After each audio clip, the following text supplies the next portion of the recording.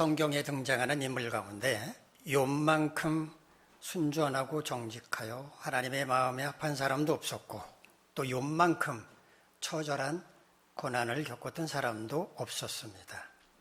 더구나 그가 당했던 고난은 그와는 아무 상관도 없는 것이었습니다.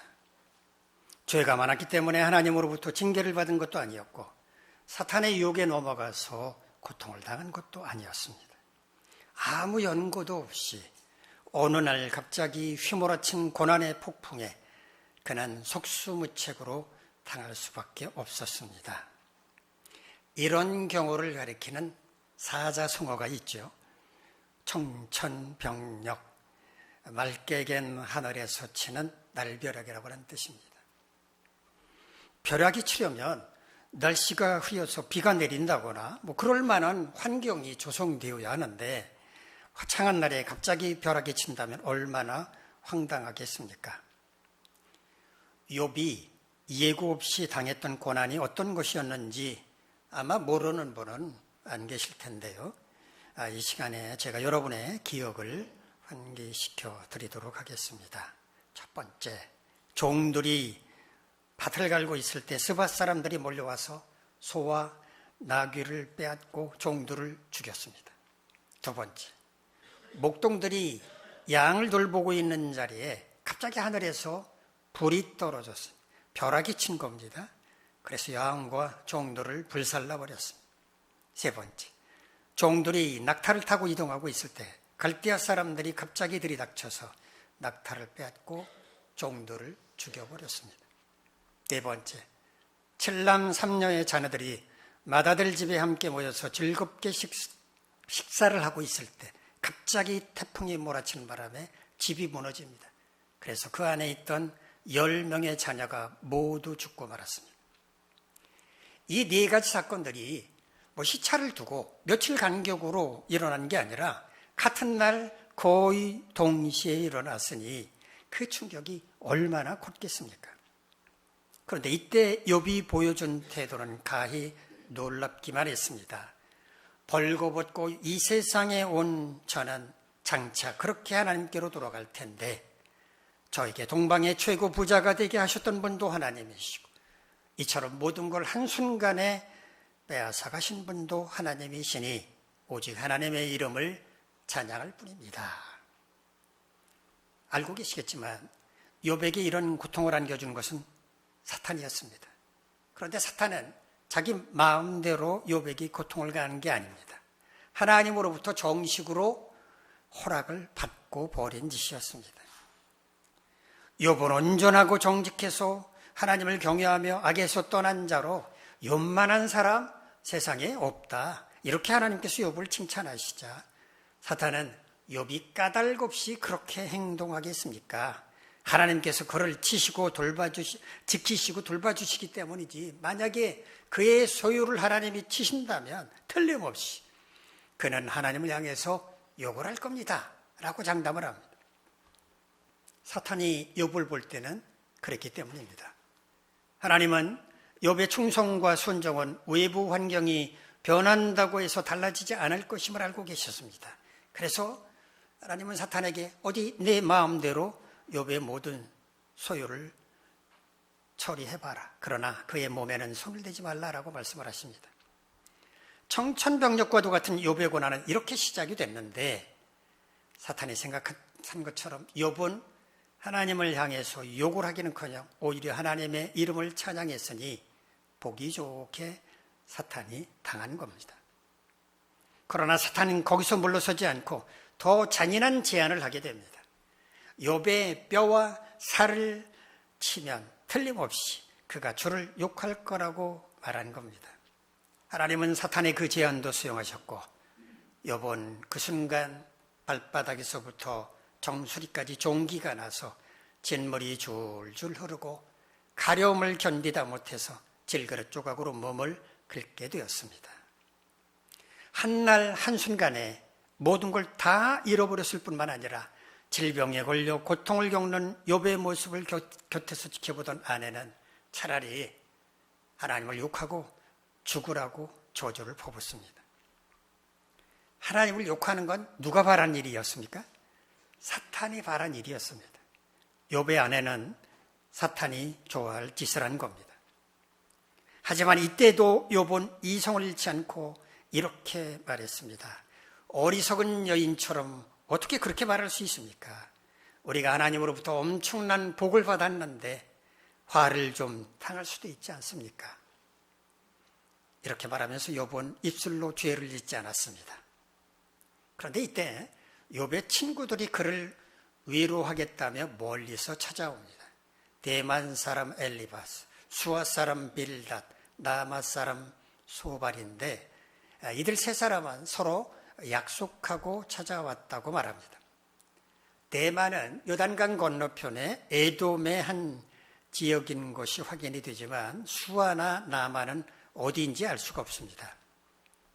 욥이 동방 땅에서 소문난 부자였기 때문에 욥의 친구들도 글로벌했다라고 하는 것을 알 수가 있습니다. 이 세 친구는 욥 곁에서 7일 동안 머물렀는데 욥의 모습이 너무 처참해서 어떤 말도 할 수가 없었다고 욥기는 기록합니다. 마침내 욥이 먼저 입을 열었는데 욥은 자신을 저주했습니다. 차라리 자신이 이 세상에 태어나지 않았더라면 이런 고통은 당하지 않았을 거라고, 하나님께서 자신에게 생명을 주시지 않았더라면 좋았을 거라고 말하면서 하나님까지 원망하게 됩니다. 이런 욥을 보면서 이제 친구들도 입을 열기 시작했는데 첫 번째로 엘리바스가 이렇게 말합니다. 세상에 죄 없이 망한 사람 보았냐? 정직한 자가 하나님의 심판으로 끊어진 걸 보았냐? 너도 한번 곰곰이 생각해봐라. 하나님은 아프시게 하다가도 싸매 주시는 분이니까 하나님께 한번 사정을 해봐라. 욥이 지금 고난을 겪고 있는 것은 그의 죄 때문이며 하나님께 사정한다면 위로를 받으실 거라고 말한 겁니다. 오늘 본문은 바로 이 지점에서 욥이 엘리바스의 말을 듣고 그의 심정을 밝힌 것을 기록한 것인데요. 우리 오늘 본문 욥기 6장 8절부터 9절까지 말씀 화면을 보면서 한번 같이 읽겠습니다. 시작. 나의 간구를 누가 들어줄 것이며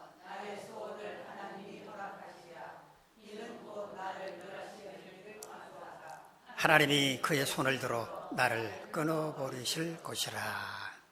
하나님께서는 그가 욥이 고난 가운데서 간절하게 부르짖는다고 할지라도 그 부르짖음을 들어주시지 않을 거라고, 그의 소원조차 허락하지 않을 거라고 말하면서 하나님은 자신을 멸하시기를 기뻐하시고 머지않아서 자신을 끊어버리실 거라고 말을 합니다.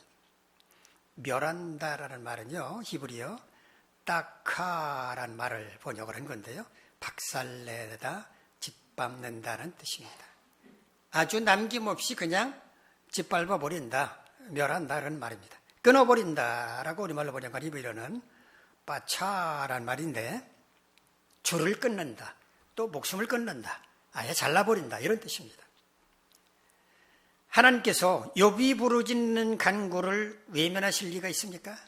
또 욥이 멸망하는 것을 기뻐하실 리가 있습니까? 그런데도 왜 욥은 이처럼 하나님을 불신하게 되었을까요?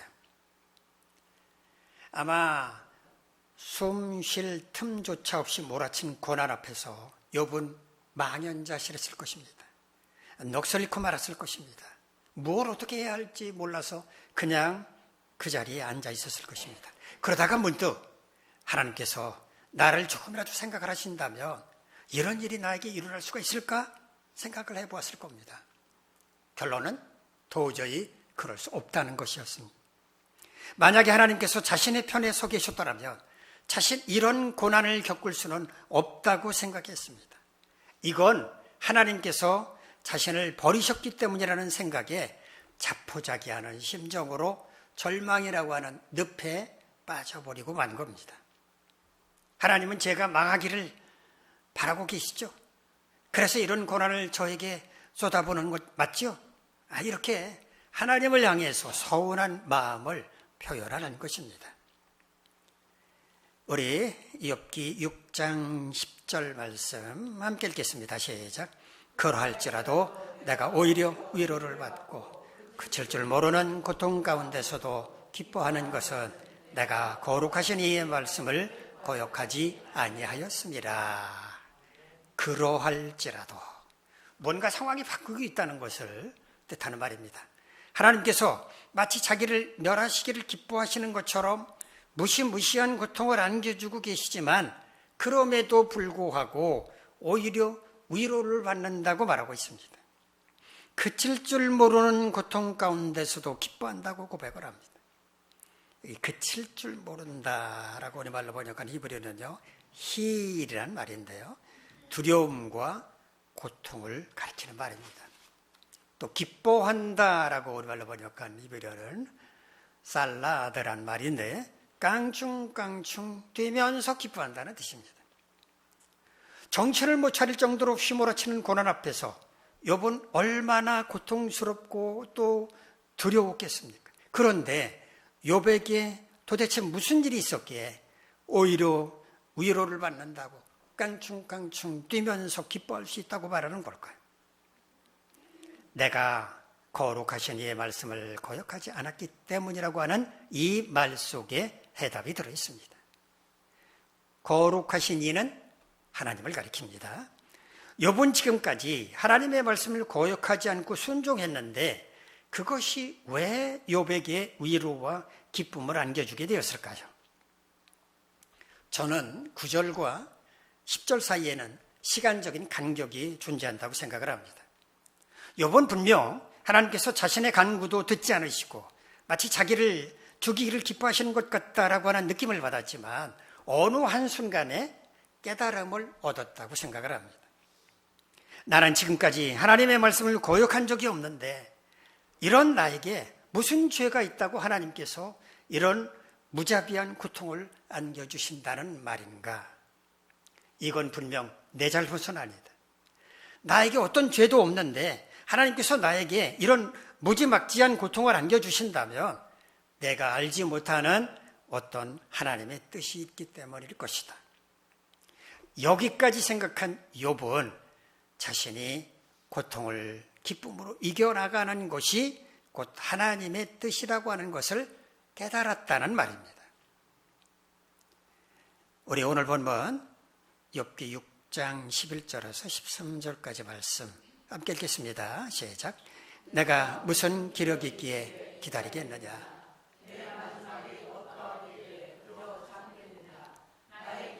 어찌 돌의 기력이겠느냐?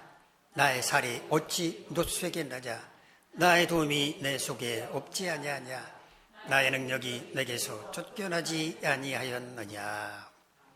욥이 깨달음을 얻고 고통 가운데서도 기뻐할 수 있었지만 그는 하나님처럼 완벽한 존재가 아니었습니다. 연약한 인간에 불과했습니다. 여전히 계속되고 있는 여러 가지 고통 앞에서 욥은 또다시 낙심할 수밖에 없었습니다.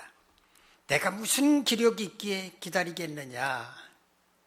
고통의 날이 지나가기를 기다릴 수도 없을 만큼 이미 기력이 바닥나고 말았다라고 말하는 겁니다. 내 마지막이 어떠하겠기에 그저 참겠느냐? 자신의 마지막 순간이 어떻게 될지도 확신도 없다는 겁니다. 그저 참고 기다릴 수도 없다는 말입니다. 하나님을 향한 믿음도 흔들리고 있다는 것을 고백한 겁니다. 나의 기력이 어찌 돌의 기력이겠느냐?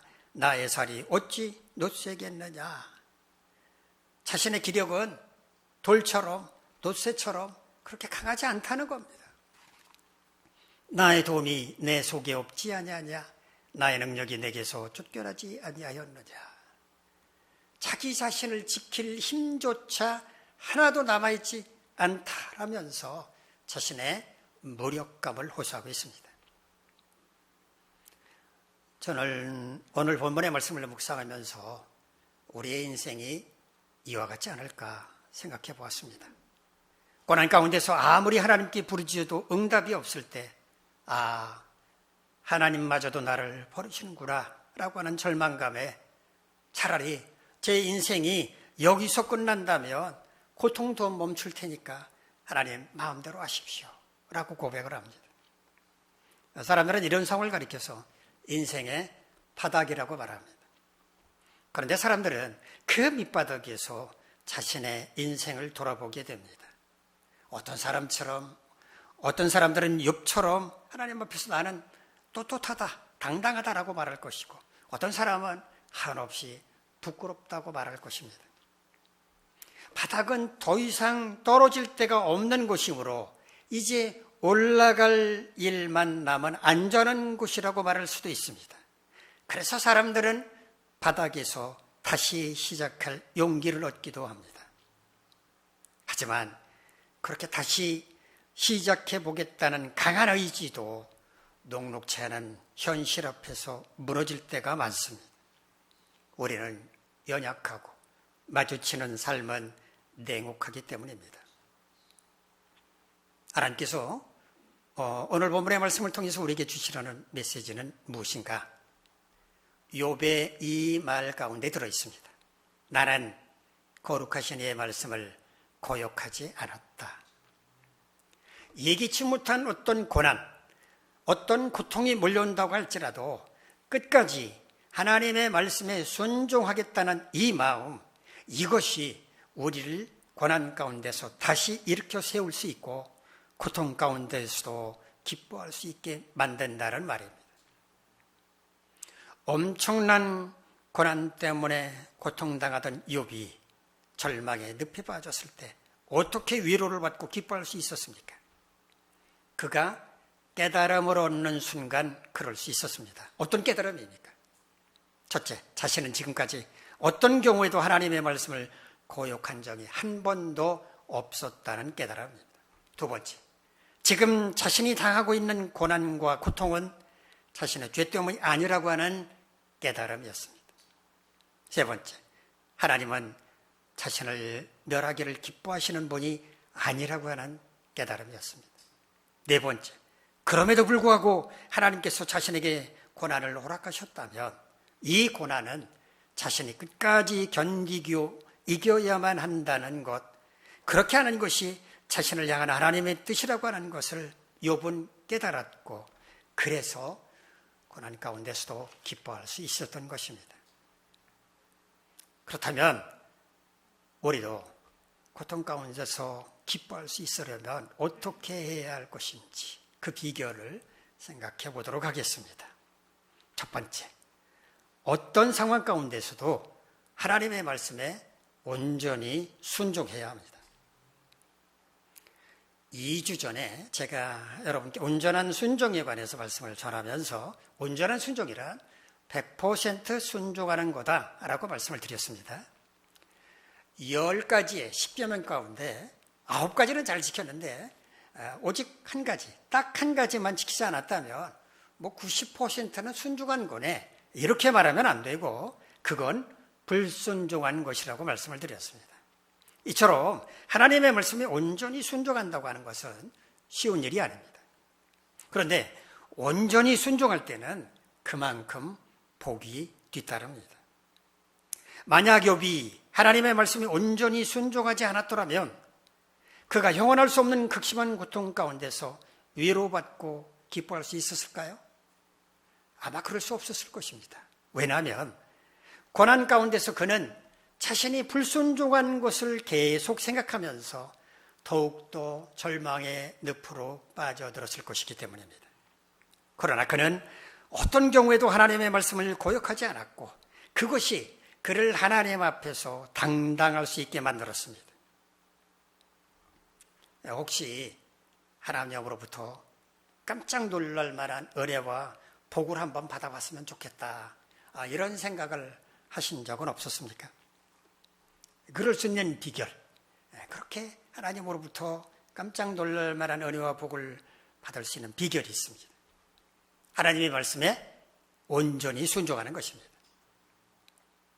말라기 3장 10절에서 하나님은 이렇게 말씀을 하셨습니다. 만군의 여호와가 이르노라, 너의 온전한 11조를 창고에 들여 나의 집에 양식이 있게 하고 그것으로 나를 시험하여 내가 하늘 문을 열고 너에게 복을 쌓을 곳이 없도록 붙지 아니하나 보라. 이게 온전하다라고 우리말로 번역하는 히브리어는요, 꼴이라는 말입니다.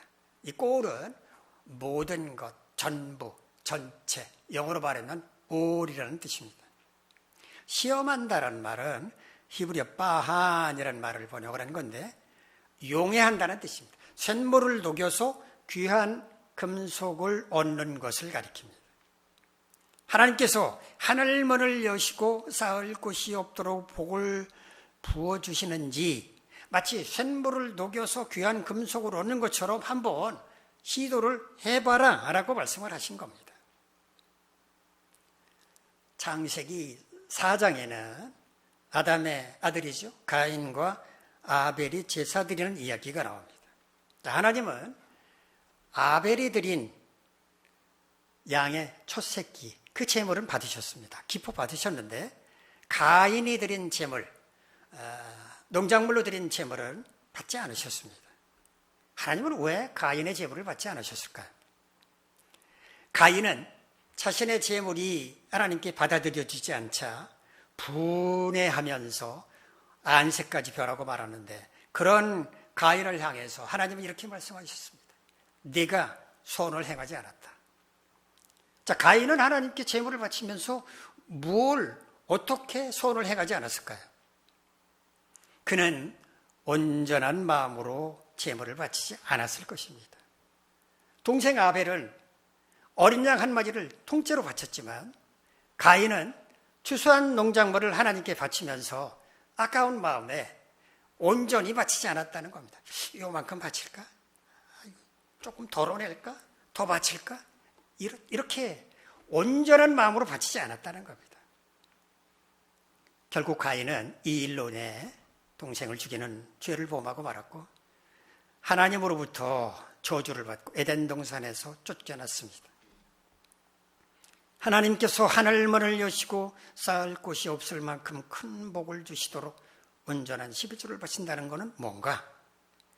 가인처럼 아까운 마음에 찔끔 바치는 게 아니라 하나님이 말씀하신 그대로 바치라는 것이란 말입니다. 처음에는 손이 떨리고 그러면 가정경제가 무너질 것만 같고 이렇게까지 해야 할까? 의구심마저 들겠지만 용기 있게 그 선을 넘으면, 데드라인을 넘으면 그 다음부터는 아무것도 아닙니다. 오히려 온전하게 바치지 못할 때 마음에 걸립니다.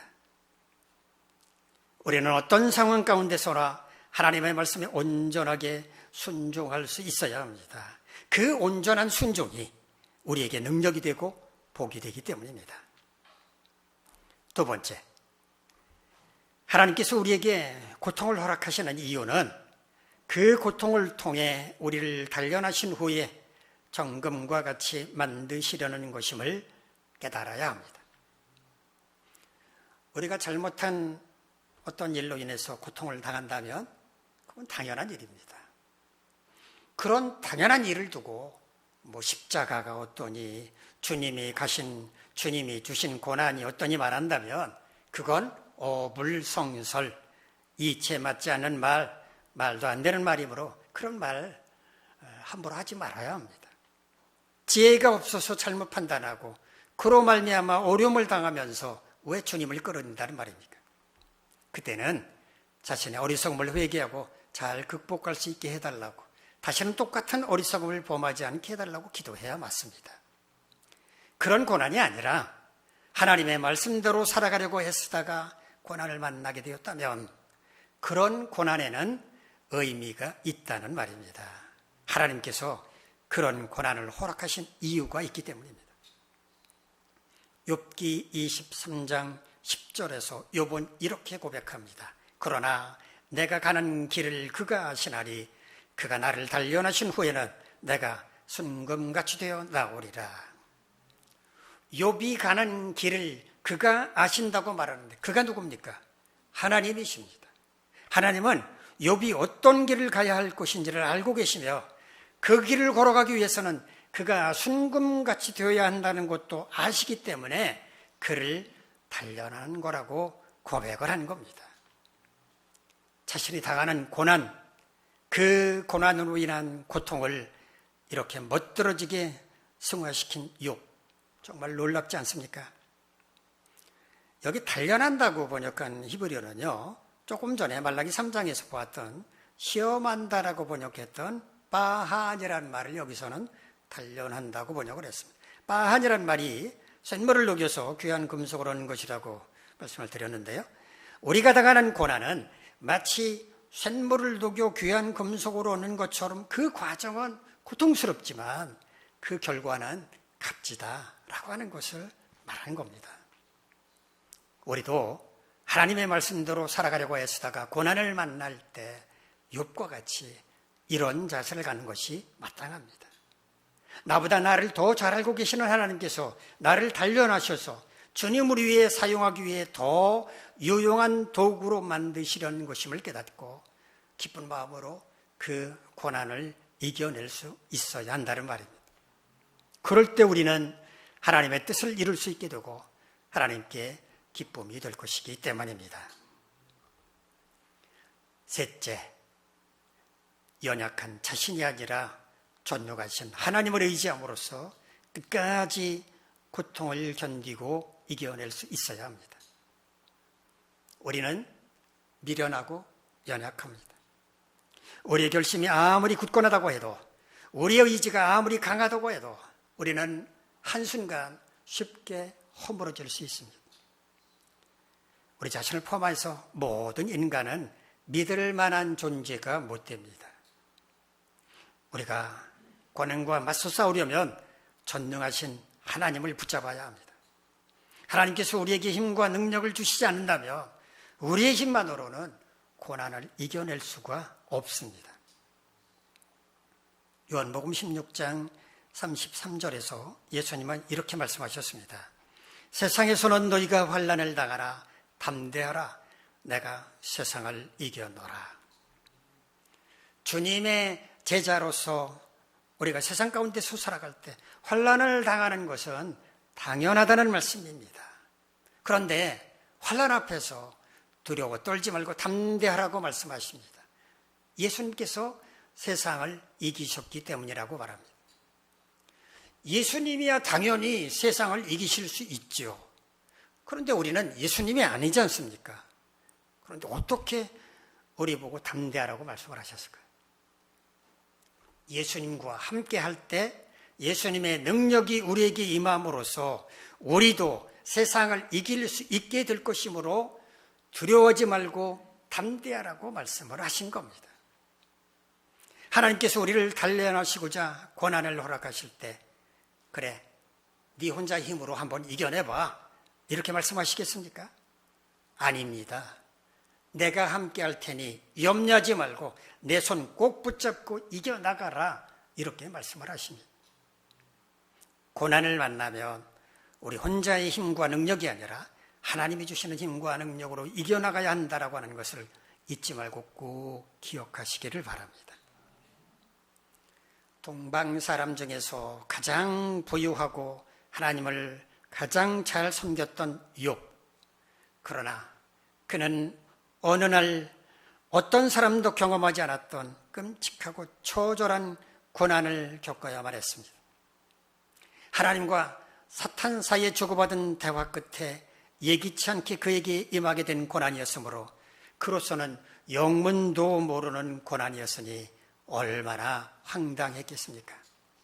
하지만 욥은 하나님이 하시는 일이라며 하나님을 찬양했고 입술로 죄를 범하지 않았습니다. 그러나 그를 위로하기 위해서 찾아온 친구들은 그가 고난을 당한 것은 그의 죄 때문이라고 말하는 등 욥을 절망의 구렁텅이로 몰아넣고 말았습니다. 오늘 본문에서 본 것처럼 욥은 그런 절망 가운데서도 깨달음을 얻어서 오히려 위로를 받았으며 고통과 두려움 가운데서 기뻐할 수 있었지만 연약한 인간인지라 다시 무력감에 빠질 수밖에 없었습니다. 우리 인생은 희로애락이 반복되는데 기쁘고 즐거울 때는 아무 문제가 되질 않습니다. 그런데 고난 가운데 있을 때 잘 대처하지 않으면 실패하기 쉽습니다. 우리가 고통 가운데서도 기뻐할 수 있으려면 어떻게 해야 합니까?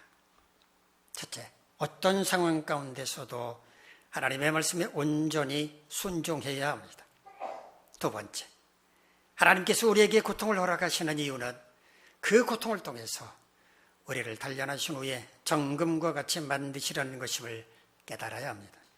세 번째, 연약한 자신이 아니라 전능하신 하나님을 의지함으로써 끝까지 고통을 견디고 이겨낼 수 있어야 합니다. 욥은 어느 날 갑자기 불어닥친 고난의 폭풍을 지혜롭게 잘 극복하여 그의 말년에는 처음보다 갑절의 복을 받았으며 아들과 손자 4대까지 보고 죽었다라고 욥기는 기록하고 있는데, 여러분도 욥과 같이 고통을 기쁨으로 극복함으로써 하나님으로부터 풍성한 은혜를 받아 누리며 사시기를 간절히 바랍니다. 기도하겠습니다. 자비로우신 하나님, 우리 모두 욥과 같이 우리 앞에 닥치는 여러 가지 고난들 기쁨으로 잘 극복할 수 있게 하셔서 욥이 받았던 그와 같은 풍성한 은혜를 우리도 받아 누릴 수 있게 하옵소서. 예수님의 이름으로 기도합나이다. 아멘. 자리에서 일어나서